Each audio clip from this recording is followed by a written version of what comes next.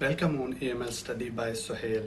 Today, one of the major topic of method of money laundering, and almost every money launderer use these mediums to launder money from one place to another place, one jurisdiction to another jurisdiction. And this topic as well very interesting if you want to learn how money launderer use legitimate resources to like launder money from one place to another place, and as well it will help us to recognize how can we stop money laundering, and how can we stop to misuse of our financial institutions and our other non-financial institution as well. So I'm going to explain how can money laundering. Basically, this topic I divided in two parts. First part is bank and other depository institution, and second part is financial but banking financial institutions. So first I will explain bank and other depository institutions. A money launderer will seek to operate in and around the financial system in a manner that best fit to execution of the scheme to launder funds. As many governments around the world have implemented AML obligations for the banking sector, a shift in laundering activity into non-bank financial sector to non-financial businesses and profession has arisen because for many countries and as well international regulatory bodies put some restrictions, some countermeasures, and that's why launderer shifted from non-financial businesses to launder money. So this type of banking products which help to launder money is there is a 7 type of products which help to money launderer to launder their money successfully. The first one, electronic transfer of funds, then remote deposit captures, then correspondent banking, then payable through accounts, private banking, private investment companies in private banking, credit unions, and building societies. So I will explain one by one. What is electronic transfer of fund? Actually, an electronic transfer of fund is any transfer of fund that is initiated by electronic means, such as an automated clearing house, computer, an automated teller machine, electronic terminal, mobile phone, mobile telephone, or magnetic tapes. Actually, these are devices used to transfer money from one jurisdiction to another jurisdiction, even one financial institution to another financial institution. So these are very familiar way of money laundering. If once you have deposit some money in the bank, you can layer from one account to another account, from one institution to another institution. Money launderer also use electronic transfer of funds in the second stage of a laundering process, because first stage is placement. Once you place in the any financial institution, then you will layer. That's why this medium is mostly used in second stage. This is, and which is called layering. So I think so now you understand what is electronic transfer of funds, how it is vulnerable for money laundering. Like funds transfer that occur to or from financial secrecy haven, or to from a high risk jurisdiction location without apparent business reason. Mr. ABC send money to XYZ, but actually there is no link. So there is even XYZ living in a high risk jurisdiction, geographic you can say, and there is no business apparent business reason, but they sending money. Then this is used for as well used for money laundering. So receive money of a foreign client. This is also one of the vulnerable electronic transfer of funds. Like large incoming funds transfer that are received on behalf of a foreign client with little or no explanation or apparent reason. So many small incoming transfer of funds are received or deposit that are made using checks and modern orders upon credit to accounts. Almost the transfer of deposit were wired to another account in a different geographic location in a manner inconsistent with the customer business history. Like if I have a general trading company and I don't have history to export textile products, suppose textile product, but I am going to pay against textile product. So this is not as per the our company profile, and it is totally inconsistent with the customer business. Okay, if a customer said, oh, we are started now to trade in textile, then we need to collect like more documents regarding to textile, how you will export, and which clients you are going to deal, and where is your buyer seller contract. These type of documents we need to collect because we want to make sure this is a legitimate business. Fund activity that is unexplained, repetitive, or show unusual pattern. Like if a small general trading, I am in UAE, and if here is you can say you have a textile company, and you like send money like 100,000 million. It's totally unexplained, like unusual pattern, because you are a small company. How can you do this big transaction? So these type of unusual pattern. Okay, in exceptional case there is some issue happen, but at that time you supposed to collect extra measures. You need to collect more source of funds. Payments are received that are no apparent link to legitimate contract goods and services. Payable for money, electronic transfer of funds, no apparent link to legitimate contract. Fund transfer that are sent or received from same person to from different accounts. Okay, if one client you are dealing, you're supposed to be collect fund from one account. Why that person is sending from ABC bank, then another banks, like different type of banks? It's not like showing there is a fairness of your business. So this is also vulnerable for electronic transfer of funds. Next is remote deposit capture. Remote deposit capture is a product offered by bank that allow customer to scan a check and transmit at electronic image to the bank for deposit. It means you no longer need to go into the bank, and you can process your transaction. And without proper control, remote deposit capture can also misuse to facilitate violations of a sanction requirements. So because if you are not going to bank, you are not present yourself in front of cashier, you are not this transaction is not face-to-face transaction. Also this is a major red flag for money launderer, because you are, once you got the facility of remote deposit captures, you can launder money easily. What is correspondent banking? Correspondent banking is the provision of banking services by one bank, the correspondent bank, to another bank, that is respondent bank. Like actually correspondent bank is providing services to respondent bank, and the respondent bank is they take the opportunity to correspondent bank and use the correspondent services. So respondent bank obtain a wide range of service through correspondent relationship, including cash management, for example, interest bearing accounts in a variety of currencies, international wire transfer of funds, check clearing, payable through accounts, and foreign exchange services as well. So it is also vulnerable for money laundering. Correspondent banking is vulnerable to money laundering for two main reason, which I explained: neither verify the identity nor obtain any first-hand information. Look, there is actual customer is belong to respondent bank. Correspondent bank don't know about the customers. So which information correspondent bank collect from respondent bank, that is second-hand information.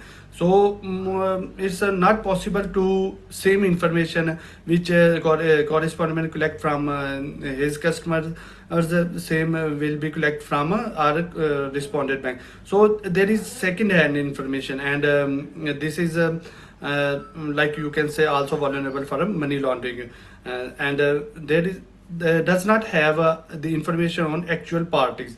So whatever the information respondent bank to provide to correspondent bank totally depend on respondent bank. Whatever the information like disclosed respondent bank, correspondent bank totally follow that information. So this is also vulnerable because the correspondent is not full-fledged put their mitigations and their controls on these type of accounts. So this is also vulnerable for money laundering. Here is one of the famous example.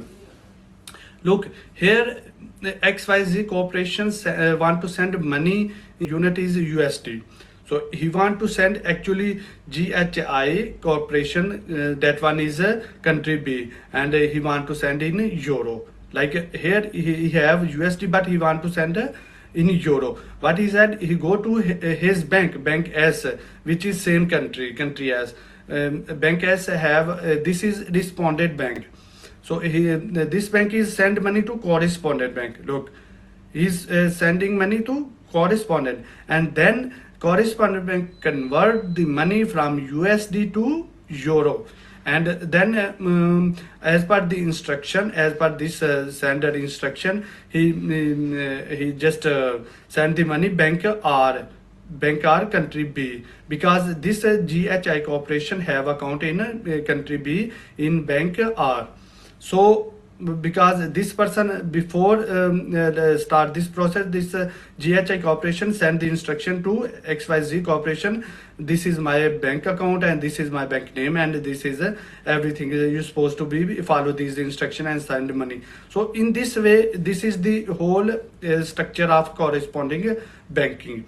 So I think you understand what is the actually happened. So because this XYZ in the corporation, the correspondent bank don't have first-hand information XYZ corporation. Correspondent only information which information bank has shared with the correspondent. That information only the correspondent bank have. So this is also vulnerable for money laundering. This is one of the like famous case study in March 2015. US regulator closed Florida based north. If you want to learn more about it, it is as well helpful for your concept. You can go through this one. And next one, payable through accounts. Like in some correspondent relationship, the respondent bank's customers are permitted to conduct their own transactions. And like a correspondent account allow the respondent customers to do transaction without any requirement fulfill of correspondent bank, do direct their own transaction through the respondent bank, correspondent bank without first clearing the transaction through the respondent bank. Those arrangements are called payable through accounts. In a traditional correspondent relationship, the respondent bank will take order from their customers and pass them on the correspondent bank. Payable through accounts differ from normal correspondent account in that the foreign bank's customer have the ability to directly control funds at the correspondent bank account. This is also one of the vulnerable for money laundering. And these threaten the correspondent bank. A weak and nascent bank supervision and licensing laws then fail to apply for its customer due diligence, because this account is open through respondent bank and the respondent bank apply our CDD measures. So correspondent bank is unable to apply a full-fledged their mitigation and CDD process. So this is also vulnerable. Sub-account holder have currency deposit and withdrawal privilege. Yes, of course. So who have ability, who have a right to do transaction through payable through accounts, she can easily deposit and withdraw the money, and he have privilege to withdraw, manage the he can manage. Subsidiary representative or other office of the representative bank which may enable the respondent banker to offer the same service as a branch without being subject to supervision. Okay, if the correspondent bank allow the main office of that respondent bank, but later on respondent bank allow their agents and as well as their subsidiary offices and their representative. So this is also vulnerable for money laundering. Construction account. Actually, this is not you can say used for money laundering, but this is used internal for banking purpose, and as well this when you can say once a construction account or internal account established to facilitate the processing and settlement of a multi or individual customer transaction within the bank, usually on the same way. Actually, what they did, banker mostly collect all the money same within day, and at the end of the day they deposit in a same account, one account, that is called a construction account. Actually, this account is as well called a special use omnibus settlement, suspense, intraday sweep and collection accounts are frequently used to facilitate the transaction for private banking, trust and custody accounts, funds transfer and international affiliate. Actually, with this help you can your audit trail will be gone through these type of accounts. If you want to check one transaction, and it's impossible to track out the that transaction, because you are deposit all money in a single account. So money trail, you can say audit trail will be gone through these type of accounts. Private banking is an extremely lucrative, competitive and global industry. Since the 2018 financial crisis, US and the European Union officials have placed greater scrutiny on private banks and their services, particularly in tax planning strategies. Actually, there is a major concept is use asset under management. Private banking often operates semi-autonomously in other parts of a bank. The compensation paid to the most relationship manager in private banking is based largely on assets under management that they bring their to their institutions. There is contribute to vulnerability of private banking, perceived high profitability because intense competition, powerful clients, the high level of confidentiality associated with private banking, close the trust developed between a relationship manager and their clients, and as well a relationship manager want to protect their clients because he want to earn maximum commission based compensation for relationship manager. A culture of secrecy, heaven, and discretion developed by the relationship manager for client for their client. The relationship manager become client advocate to protect their client. Yes, of course, the relationship manager also earn huge amount on the commission base. So always a relationship manager will protect their clients, whatever he want to go beyond the limits. Use of private investment companies by clients to reduce transparency of the beneficiary owner. Client maintain personal and business wealth in numerous jurisdictions. Clients may utilize and control numerous legal entities for personal and family estate planning purposes. Private investment companies in private banking. In offshore international financial centers, private banking customers are often non-residents, mean they conduct their banking in a country outside one in which they reside. Their assets may move overseas where they have held in the name of corporate vehicle like private investment companies established in secrecy haven. Private investment companies are corporations established by individual bank customers and other in offshore jurisdiction to hold assets. They are shell companies.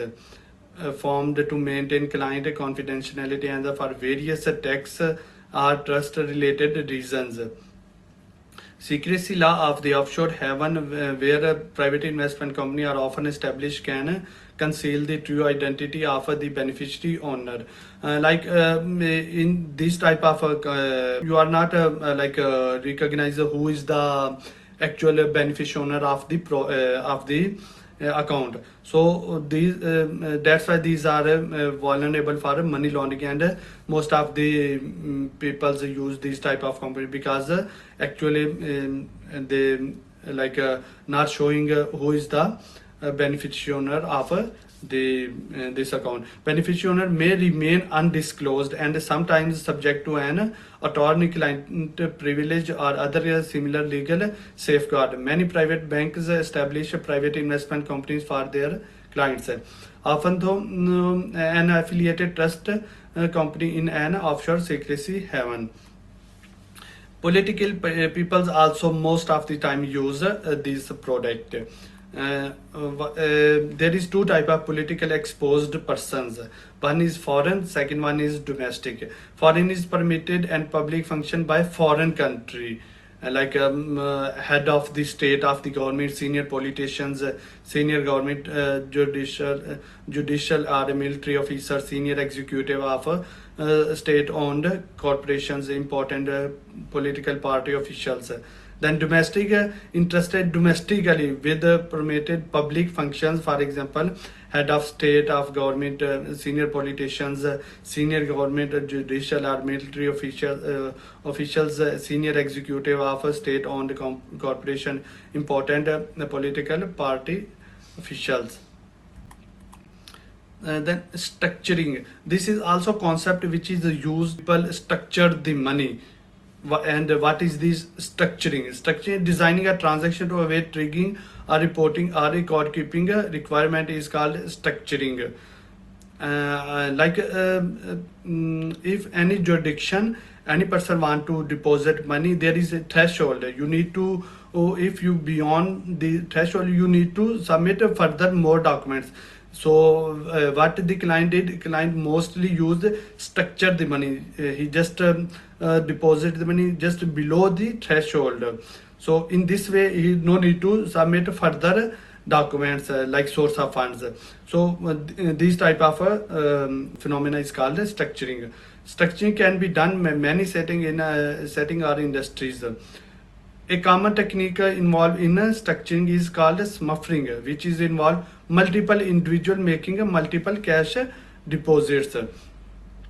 Look, this is one of the example of structuring. Here is one drug sales. He want to deposit 40,000 in a banking sector. What he did, he just go in a bank A on Monday. He deposit 9,000, and actually there is, suppose there is threshold 10,000. He just below the threshold he deposit 9,000, and after one day, Tuesday, he went again and he deposit 8,000, right? And later on Wednesday he went to bank B. Instead of bank A, he went to bank B and he deposited 4,000, and again he went next day he went to bank C. He deposited 9,000, and then on Friday he deposited 10,000. Actually, in total he want to deposit 40,000, and he also successfully he deposit 40,000. Amount is under the threshold. Bank did not ask more questions. So these are example. This is example of a threshold structuring. So these are the many money laundering also deposit money in this way. Credit union. Credit union do not have client or customer. Instead, they have member who are all owns. Credit unions serve only the financial needs of their members and are governed by one member, one vote philosophy. A member must purchase an initial capital share of the credit union, permitting him to or her to access the product or service offered by to the credit union. Credit union members is based on a common bond a linkage shared by servers and borrowers who belong to a specific community, organization, religion, or place of employment. Most credit unions focus primarily on serving personal banking relationship from within their community. Generally, credit unions do not participate in trade-based financing, will not facilitate correspondent banking relationship, and will not maintain large corporate relationship, particular those the international banking needs. But also many money launderers also use misuse of this type of product. So thank you very much for watching this video, and kindly subscribe and like, share this channel if you want to learn, and if you want to get more idea about the AML studies is as well. I will try to explain all things as per the fact of recommendation and international regulatory bodies. All that I collect from international bodies, and which is most relevant for every jurisdictions. And I will just try to explain all things which is implemented all over the world. So thank you very much. I will be back with a new video soon.